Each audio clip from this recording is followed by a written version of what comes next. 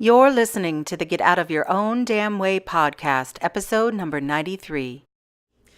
Does what you say really get heard?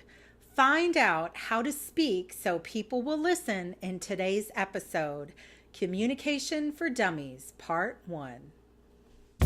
Welcome to the Get Out of Your Own Damn Way podcast. I'm your host, Krylyn Peters.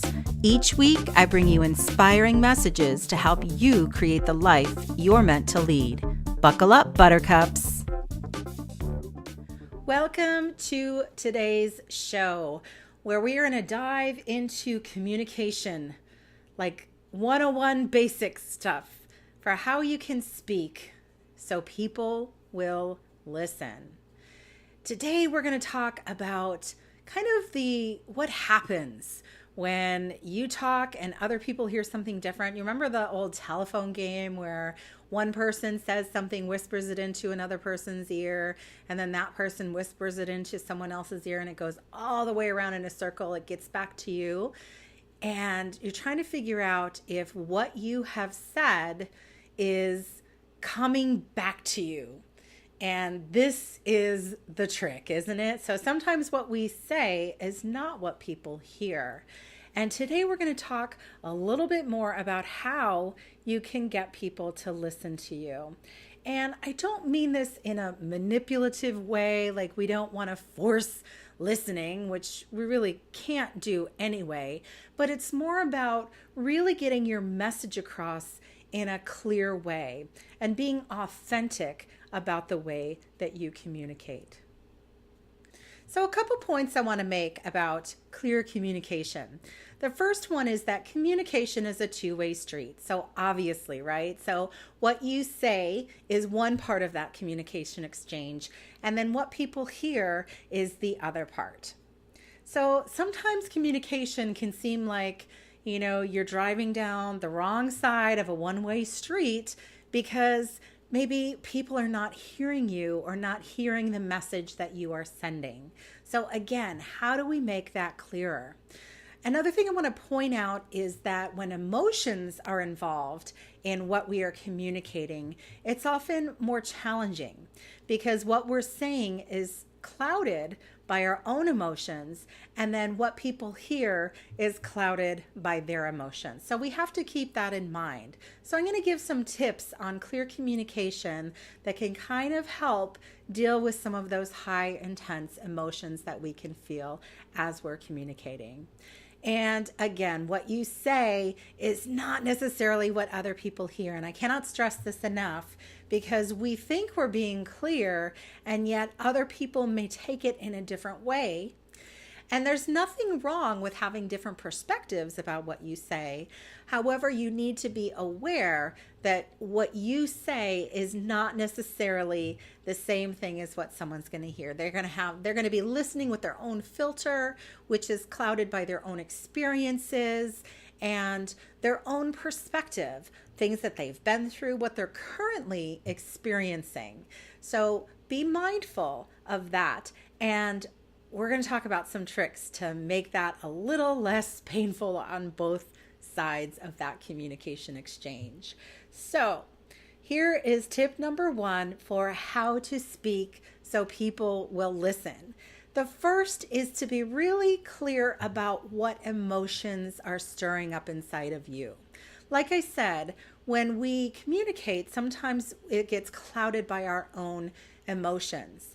And if we are feeling a very intense or strong emotion, we need to be aware of that because it can taint or shift the way we say things or how we say things. So first, be clear in what emotion is going on in you. Pinpoint if it's fear or anxiety or frustration or disappointment or sadness or pain. It could be any one of those things. It could be even something on the more positive side of the emotions. It could be happiness. It could be joy or hopefulness or a myriad of other things. So just be clear about what you are feeling. Because when you are in touch with how you're feeling, you're going to be better able to communicate that to somebody else. Tip number 2 is to take responsibility for your own thoughts and feelings. One thing I noticed that really, really gets in the way of clear communication is when we are putting our own experiences onto someone else. So we might be feeling a certain way, and then we're assuming someone else is feeling either the same way or a different way. So typically what I see is that we might be in a real high intense emotional state, and someone that we're talking to seems, not that necessarily that they are, but they seem like they are not emotional or kind of cut off or apathetic. And like I said, it seems that way. So it might seem that way to us, which then what? It can raise the level of intensity that we're feeling with our own emotion. And then that can, again, affect how we're communicating. It can affect how loudly we say what we're going to say. It can affect the words that we use, and can affect our posture, like our body posture, like we might come in really close to somebody if we're feeling that high level of intensity, and then the other person's like backing off going, whoa, what's going on here? So you want to be very clear.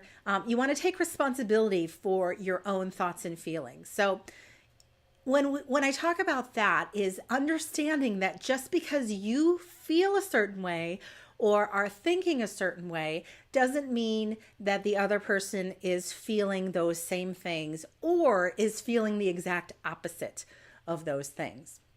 So we want to make sure that we're taking responsibility for how we feel and not assigning feelings or assigning thoughts to someone else. I hope that makes sense, because this is really, really key when we're talking about clear communication, is not allowing our emotions to cloud how we communicate. And this can be so tricky. So again, the first thing is to identify what emotions you're having. And the second thing is to take responsibility for your own thoughts and emotions. And then the third thing, the third way that's going to really help you be clear in your communication so that people are going to listen to you, is to minimize the judgment by using and avoiding specific words. For example, you may have heard the term I statement. So an I statement is how you phrase something, and you use the word I. You want, again, and this is how you take responsibility too for your thoughts and feelings, is I feel blank when blank. So an example would be, I feel sad when you walk away when I'm talking to you. So that is letting someone know how you're feeling. So it's taking responsibility for your feeling. And it's also letting them know what it is that they did that brought you to feel the way you did. Not that you are blaming them, but you're letting them know, this is an example of something that made me sad. And I use the word made me, and trust me, I usually don't like to use the word made me or make me feel, because again, that's not taking responsibility. But there's just a little example, because I know we all use that in our language. Another statement that you can use is I wonder, and I love the I wonder statement. So I wonder what is happening. I wonder how you're feeling. I wonder what you're thinking about this.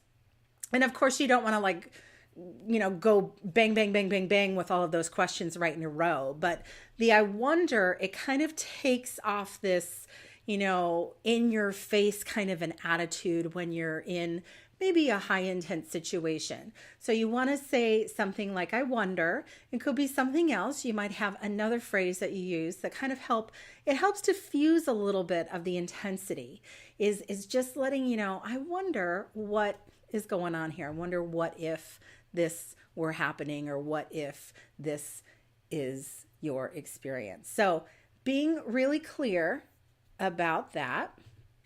The other thing is to avoid certain words. and statements. So, and I kind of used it wrongly, and it was a good example, right? It was a good example. So it was said something like make you or made you feel. So that's actually one thing to avoid, is you don't want to talk to someone and say, you made me feel sad. No, that's why we say because what that does is that puts blame. And when people are feeling blamed for something, what do? They get on the defense, right? All their energy goes to defending their position or why they're not the bad guy.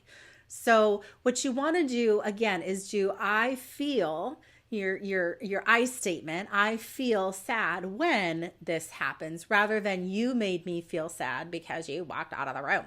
So that is an important one. Another, a couple words to avoid. I see this happen a lot when people are in heated discussions, are the words always and never. These are polarizing words. When you say, you always walk out of the room, right? Or you never listen to me. Those are really, really big statements. They are generalizations, and it's not always true. So anytime you say a big, big generalized statement like that, there's always going to be, I'm using the word, there's always going to be evidence to support that it's not always true. Okay, so someone doesn't always walk out of the room, do they? No, they don't. And they don't always never listen. Oh, did I say that right?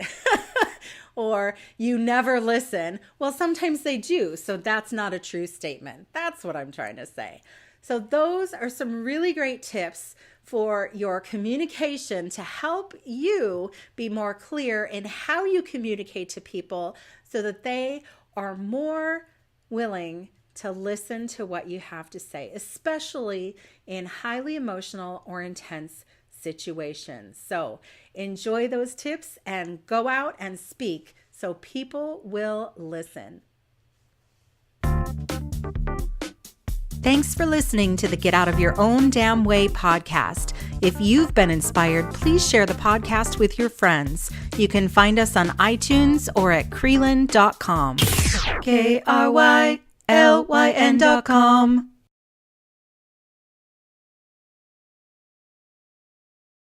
Hi. Welcome to my stretching.